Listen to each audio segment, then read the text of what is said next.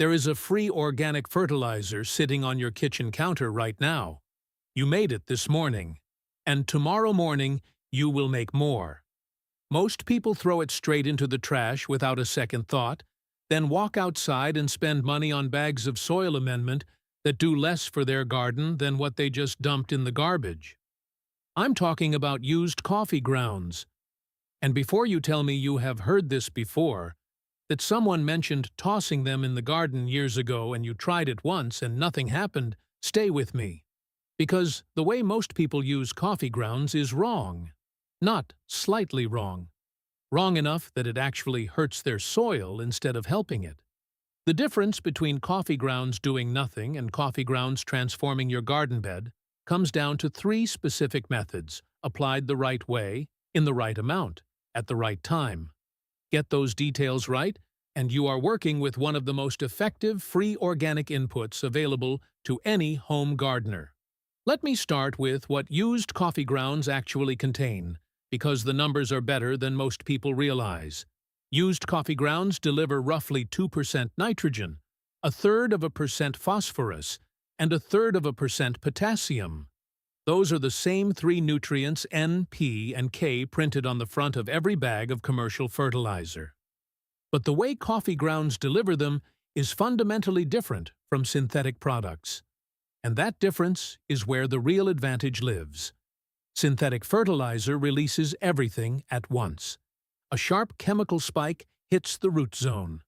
The plant grabs what it can, and the rest washes away with the next rain into your groundwater, into nearby streams, into the environment.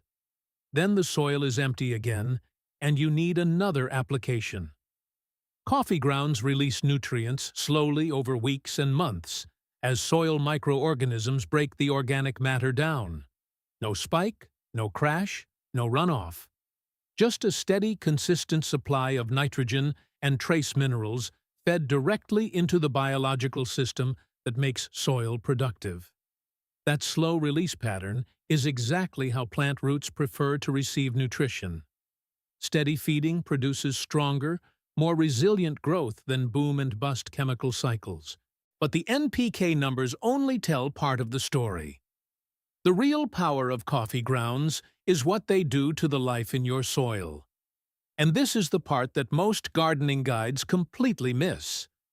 Used coffee grounds are one of the most effective earthworm attractants you can add to a garden bed. Earthworms actively migrate towards soil, amended with coffee grounds. More earthworms means more aeration, tiny channels driven through compacted soil that let water and air reach roots. More earthworms means faster breakdown of organic matter into plant-available nutrients. More earthworms means higher concentrations of worm castings, which are among the richest natural fertilizers on the planet. Loaded with beneficial microbes, humic acids, and minerals, in a form plants absorb immediately. One free input from your kitchen applied once a week, and it sets off a biological chain reaction underground that improves every aspect of how your soil functions. The earthworms come, the microbes multiply, the fungal threads spread, the soil structure opens up, water penetrates deeper, roots reach further, and every week you add more grounds, the cycle accelerates. Now, there is a myth about coffee grounds that stops more people from using them than any other single piece of misinformation in home gardening. And I want to kill it right here, because it is costing gardeners a free, powerful tool for no reason. You have heard that coffee grounds make soil acidic. It sounds logical. Coffee is acidic, so the grounds must be acidic. Wrong. Fresh, unbrewed coffee grounds are moderately acidic. That is true. But used coffee grounds, the ones left in the filter after brewing, have a pH between 6.5 and 6.8. That is nearly neutral. The reason is simple chemistry. The acidic compounds in coffee are water-soluble. They dissolve into your cup of coffee when you brew it. What is left behind in the filter is organic matter with almost no acidity. In the quantities a home gardener applies a cup or two per week spread across a standard raised bed, used coffee grounds will not shift your soil pH in any meaningful way. Multiple soil science analyses have confirmed this. The myth persists because it sounds right, not because it is right. So stop worrying about acid. Start saving the grounds. There is, however, one legitimate caution: caffeine residue. Used grounds still contain a small amount of caffeine, and caffeine can inhibit seed germination and slow early root development in very young plants. This is well documented. The practical rule is simple. Do not apply coffee grounds directly around seedlings or plants that are less than 3 to 4 inches tall and have not yet developed their second set of true leaves. Once a plant is established and actively growing, caffeine at the levels present in used grounds is not a concern. For mature tomatoes, peppers, squash, beans, herbs, and fruit bushes, coffee grounds are nothing but beneficial. And here is where we get into the methods that actually produce results. Because throwing a handful of wet grounds at the base of a tomato plant and hoping for the best is not a method. It is a waste. The way you apply coffee grounds determines whether they work for your soil or against it. There are 3 ways to do it. Each one suits a different situation. And the third one, the one most gardeners have never tried, delivers the fastest visible results. But before we get to that, I need to explain the single biggest mistake people make with coffee grounds. Because this one error is responsible for more failed experiments and more frustrated gardeners than everything else combined. And once you understand it, you will never make it again. It comes down to thickness. Most people apply coffee grounds too thick. They dump a pile around the base of a plant, thinking more is better. It is not. A thick layer of coffee grounds, anything more than a 1/4 inch, forms a dense, compacted mat on the soil surface. That mat becomes hydrophobic. It repels water instead of absorbing it. Rain hits it and rolls off. Irrigation beads up on the surface and runs sideways instead of soaking in. The roots below get less water than they would have with no amendment at all. The gardener sees struggling plants, blames the coffee grounds, and stops using them forever. The grounds did not fail. The application did. Thin and spread always beats thick and piled. A 1/4 inch or less scattered evenly across the bed surface and lightly scratched into the top inch of soil. That is the rule. Follow it, and coffee grounds become one of the most reliable weekly inputs in your entire garden system. Break it, and you are doing more harm than good. That one rule, thin, even, scratched in, is the foundation of the first method. And it is the easiest place to start this week with whatever grounds are sitting in your kitchen right now. Method 1 is direct soil incorporation. This is the everyday habit, the one you build into your morning routine and never stop. After you brew your coffee, take the used grounds out of the filter. Sprinkle them thinly and evenly over the surface of your garden bed, no thicker than a 1/4 inch. Then use a hand rake, a small cultivator, or just your fingers to scratch them lightly into the top inch of soil. That is the entire process. 5 minutes. No tools required beyond what you already own. No cost. Do this once a week through the growing season, and the soil begins to change within a month. Not dramatically at first. The early weeks are underground work. Microbes respond to the fresh nitrogen source. Earthworms migrate toward the treated area. The biological community in the top few inches of soil wakes up and starts processing the organic matter into plant-available nutrients. By week 4 to 6, you can see it.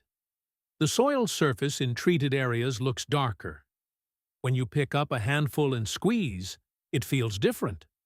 More crumbly, more alive, less like compacted dirt, and more like something a root would actually want to grow through. By midsummer, After 3 to 4 months of consistent weekly application, the change is significant. The soil holds moisture longer between waterings. The earthworm population in treated beds is visibly higher than in untreated beds. The texture of the top 6 inches has shifted. Looser, darker, richer. Plants growing in this soil show deeper green color, stronger stems, and more vigorous new growth than the same varieties planted in unamended ground. You built that difference for free using something you were throwing in the trash. The key is consistency. One heavy application does very little. Weekly light applications compound into something powerful. Think of it like feeding the soil a small meal every week rather than one enormous feast once a year. The biology responds to regularity. The earthworms stay because the food keeps coming. The microbial community stabilizes because the nitrogen supply is steady. And every week you add another thin layer. You are building on what last week's application started. The compounding effect is real. Year 2 starts from a better baseline than Year 1. Year 3 is better again.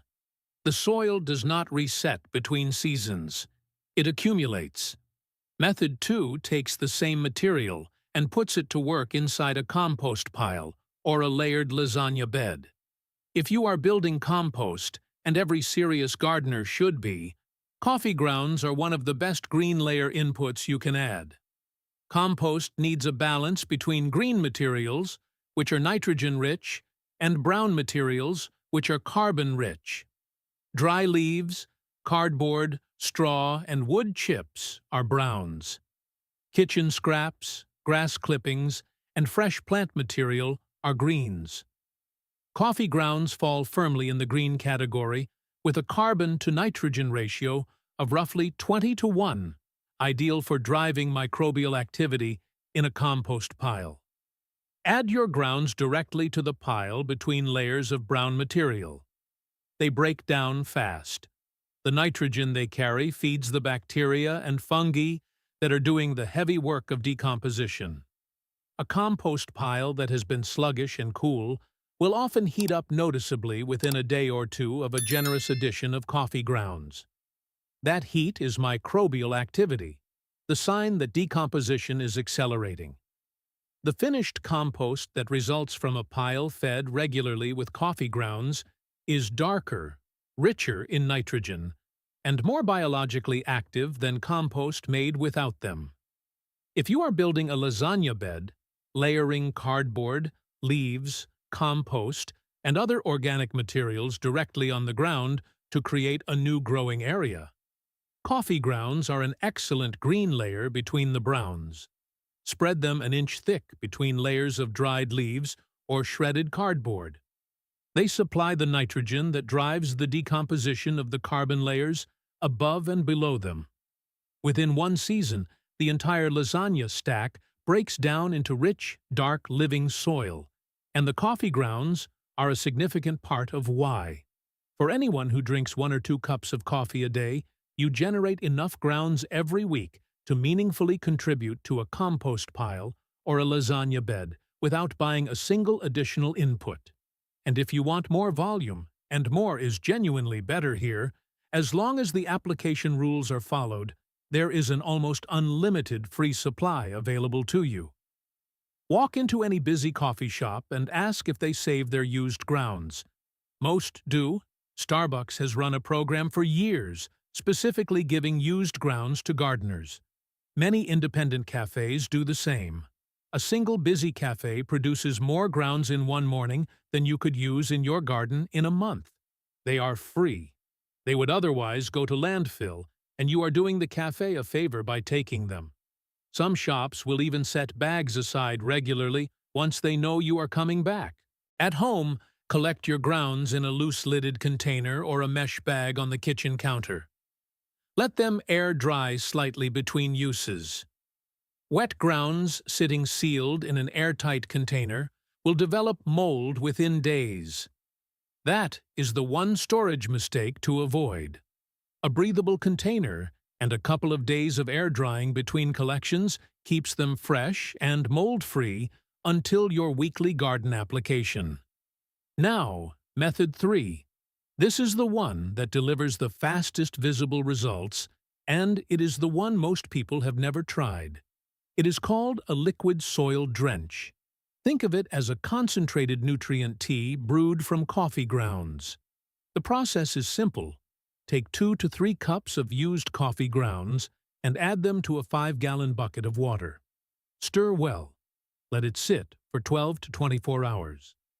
The water turns a rich dark brown as the soluble nutrients, nitrogen, potassium, phosphorus, and a range of trace minerals, leach out of the grounds and into the liquid.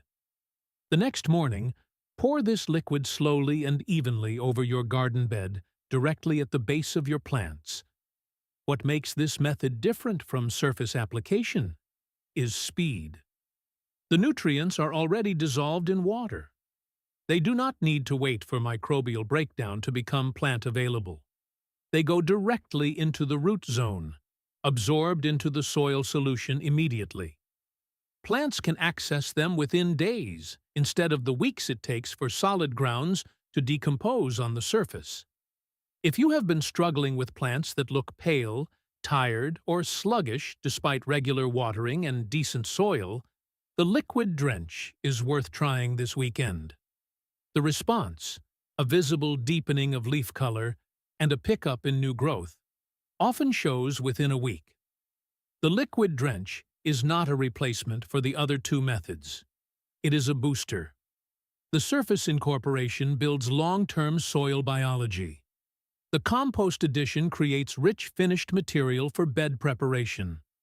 The liquid drench delivers a faster absorbing hit during the weeks when plants need it most, typically during heavy flowering and fruit set in midsummer, when nutrient demand peaks and even good soil can fall behind. The strongest approach is to use all 3 together as a system.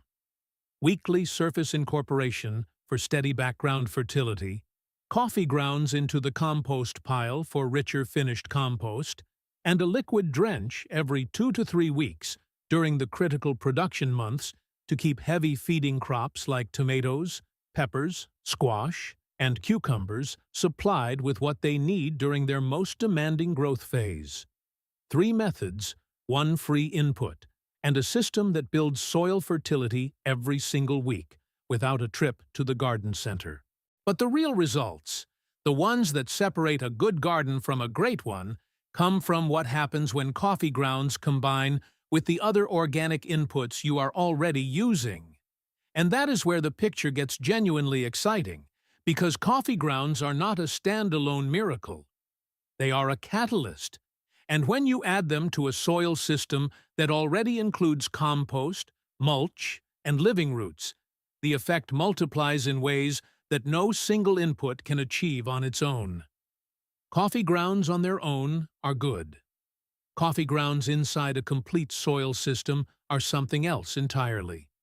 And the gardeners who get the best results from this input are the ones who understand where it fits, alongside everything else they are already doing. Think of your garden soil as a living community. It needs food, water, air, and diversity to thrive. No single input provides all of that. But the right combination of free organic inputs, each one doing a slightly different job, creates a system where every component amplifies the others. Coffee grounds are one piece. Compost is another. Mulch is a third. Together, they form a fertility cycle that costs almost nothing and gets stronger every season. Here is how that works in practice. Compost provides bulk organic matter, the foundation of soil structure, water retention, and general biological activity. It is the main course. Coffee grounds provide concentrated nitrogen and microbial stimulation, a weekly boost that keeps the biology active and the earthworm population growing between compost applications. They are the supplement. Mulch, dry leaves, straw, wood chips, protects the surface, retains moisture, suppresses weeds, and feeds the slower fungal decomposition that builds long-term humus. It is the shield. When all three are present in the same bed, the interactions compound. Compost feeds the soil. Coffee grounds accelerate the biology that processes the compost. Mulch protects the surface, so the biology below can work without being dried out by sun or disrupted by heavy rain. The earthworms attracted by the coffee grounds tunnel through the compost layer, mixing it deeper into the soil and leaving castings that are richer than either input alone. The fungal networks that colonize the mulch layer extend downward into the compost zone, building nutrient highways that connect the surface to the root zone. Each input does something the others cannot. Together, they create conditions that no single product, free or purchased, can replicate. This is why gardeners who add coffee grounds to a bed that already has good compost and consistent mulch see dramatically better results than gardeners who add coffee grounds to bare, unamended soil and expect a transformation. The grounds are a catalyst. They accelerate a system, but the system needs to exist first. If you are starting from scratch, poor soil, no compost, no mulch, the coffee grounds alone will still help. They will attract earthworms. They will add nitrogen. They will begin the slow process of building organic matter. But the results will be modest compared to what happens when you combine them with even a basic compost and mulch routine. The strongest version of this habit is simple. Compost your beds in early spring. Mulch the surface after planting. And add coffee grounds weekly through the growing season. 3 inputs, all free or nearly free, and a soil system that compounds in quality every single year. Now, let me walk through what to expect season by season, because patience matters here. The results are cumulative, and understanding the timeline keeps you committed when the early weeks feel slow. In the first 2 weeks of weekly coffee ground application, nothing visible happens above ground. This is normal. Underground, the grounds are beginning to decompose. Soil microbes are responding to the fresh nitrogen. Earthworm activity is increasing in the treated area. If you gently dig into the top few inches of a treated bed and compare it to an untreated section, you may already notice more worm activity in the amended zone. That is your first confirmation. The biology is responding. By weeks 4 to 6, the surface of the treated bed looks different, darker. When you handle the soil, it feels different, less compacted, more crumbly, a texture that experienced gardeners immediately recognize as living soil. Plants in the treated area may show slightly deeper green coloring and marginally more vigorous new growth. These are not dramatic changes. They are early signals that the soil biology is shifting in the right direction. By midsummer, after 3 to 4 months of consistent weekly application, the difference is hard to miss. The soil holds moisture noticeably longer after watering. Earthworm populations in treated beds are visibly higher. The top 4 to 6 inches of soil is darker, looser, and richer than it was in spring. Plants respond accordingly. Stronger stems, healthier foliage, better root development. If you are using the liquid drench alongside surface application, the response during peak production months is even more pronounced. By end of season, you have built a measurably better growing environment than you started with. And you built it entirely for free using material you generate in your own kitchen every single morning. The following spring, you do not start from zero. You start from that improved baseline. Year 2 is better than year 1 before you even plant anything. That compounding effect is the real payoff. It is not about one season of slightly greener leaves. It is about building soil that gets more productive every year with less effort and less expense. After 3 years of consistent coffee ground use, combined with basic composting and mulching, most gardeners find they need almost no purchased inputs at all. The soil feeds the plants. The plants feed the compost. The compost feeds the soil, and the coffee grounds keep the biological engine running hot every single week. Let me also address which plants respond best, because not every crop benefits equally, and knowing where to focus your grounds gets you more impact from the same amount of material. Heavy-feeding fruiting crops respond the most noticeably. Tomatoes, peppers, squash, cucumbers, and eggplant, anything that produces fruit over a long season, benefit from the steady nitrogen supply and the improved soil biology that coffee grounds provide. These are the plants where you will see the clearest difference in leaf color, growth vigor, and production volume between treated and untreated beds. Root vegetables, carrots, beets, radishes, potatoes, respond well to the improved soil structure. Coffee grounds loosen compacted soil over time, and the earthworm tunneling they stimulate creates exactly the kind of open, friable texture that root crops need to develop properly. If you have struggled with stunted or forked carrots in heavy soil, consistent coffee ground application over 2 to 3 seasons can make a visible difference in root quality. Herbs love coffee grounds. Basil, parsley, cilantro, rosemary, and thyme all respond positively to the nitrogen and improved drainage. Container herbs in particular benefit from a light monthly application scratched into the top inch of potting mix. It feeds the small biological community in the container and keeps the growing medium from going stale over the season. Berry bushes and fruit trees benefit from coffee grounds applied in the drip zone, the area under the outer canopy where feeder roots concentrate.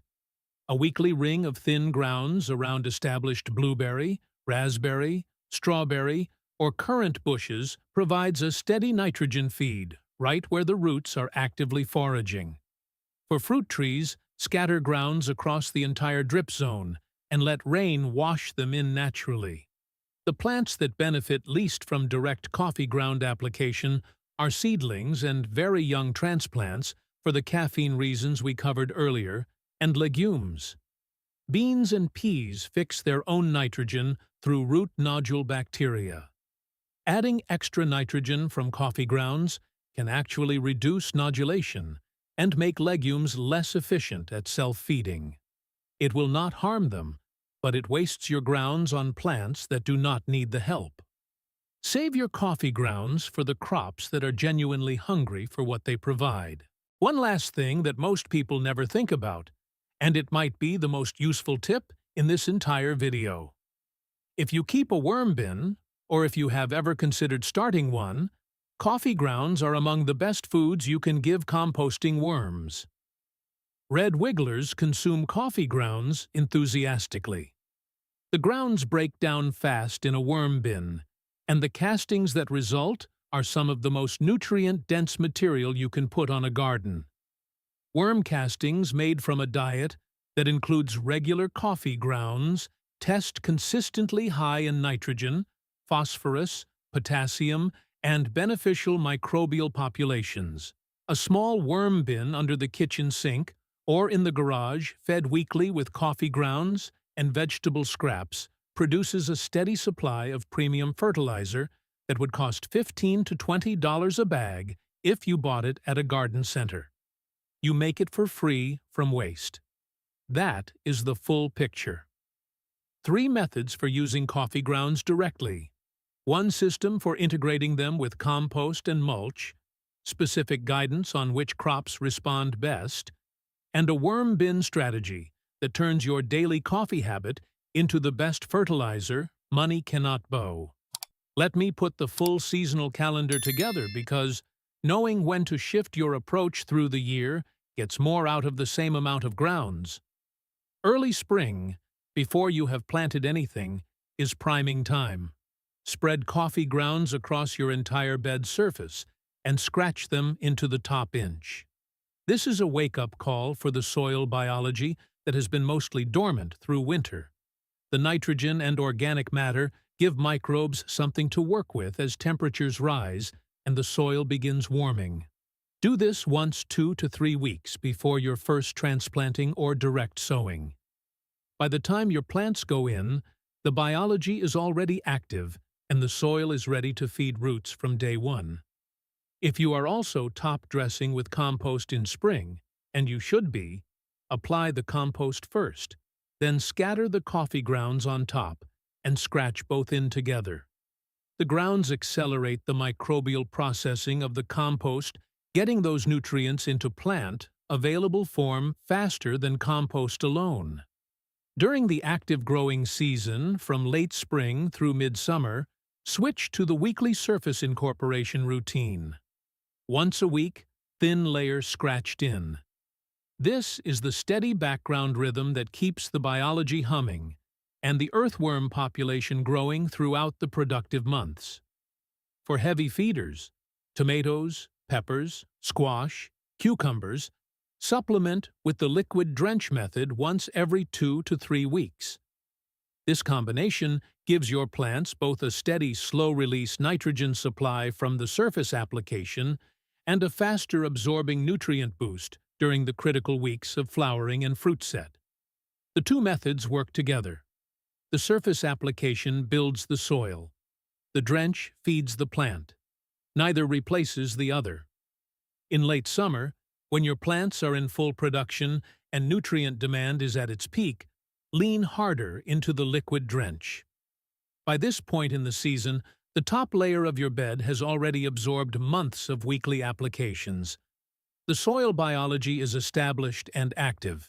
The drench gets dissolved nutrients directly into the root zone of plants that are under the heaviest production stress of the year.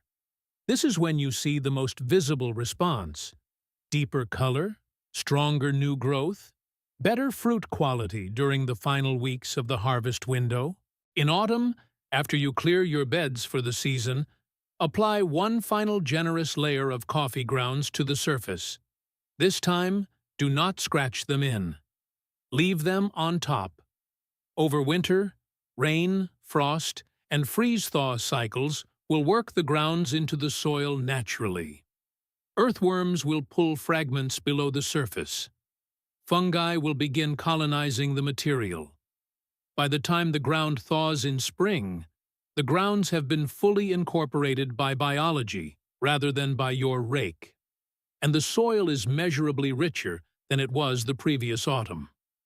Your starting point for the new season is better than where you ended the last one. That is the compounding effect in action, and it cost you nothing except the habit of saving what you already make every morning. Now, let me talk about volume, because once you commit to this system, you will quickly want more grounds than your own kitchen produces. And the good news is that more is available than you could ever use. A single person drinking 2 cups of coffee a day generates roughly 1/4 pound of used grounds daily. That is enough for one standard raised bed application per week. But if you have multiple beds, or if you are feeding a compost pile and a worm bin alongside your garden applications, you will want a larger supply. This is where coffee shops become your best free resource. Most cafes generate pounds of used grounds every hour. Starbucks has run a program for years giving bags of used grounds to gardeners. Many independent shops do the same. You just have to ask. Walk in, introduce yourself, and tell them you are a gardener who uses grounds as fertilizer. Most baristas will happily set aside a bucket or a bag for you. Some shops will even keep a labeled bin near the counter if they know a regular gardener is coming by. You are solving a waste disposal issue for them. They are handing you free fertility. Everyone wins. If you are collecting from cafes, one note on quality. Grounds from any standard brewed coffee, drip, pour over, French press, espresso, are all equally good. The brewing method does not change the nutrient profile or the pH in any meaningful way. Grounds from flavored coffees are fine too. The flavoring compounds are water-soluble and leave with the brewed liquid, not the grounds. The only thing to avoid is grounds mixed with large amounts of sugar, cream, or non-coffee material. Clean used grounds, whatever the bean or the brew method, are what you want. At home, storage is simple. Spread collected grounds on a tray or newspaper and let them air dry for a day or two before storing in a breathable container. A paper bag, a mesh sack, a bucket with the lid cracked open. The one mistake to avoid is sealing wet grounds in an airtight container. Moisture plus no airflow equals mold within days. Let them breathe and they stay clean and usable for weeks. Let me bring everything together with the numbers because the long-term economics of this habit are worth spelling out. A typical home gardener running 3 or 4 raised beds spends somewhere between $100 and $200 per year on fertilizer, soil amendments, and compost. Some spend more. That number recurs every single season.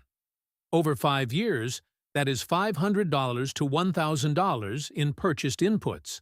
And the soil at the end of year 5 is often no better than it was at the start because synthetic fertilizers deplete biological activity as fast as they feed plants.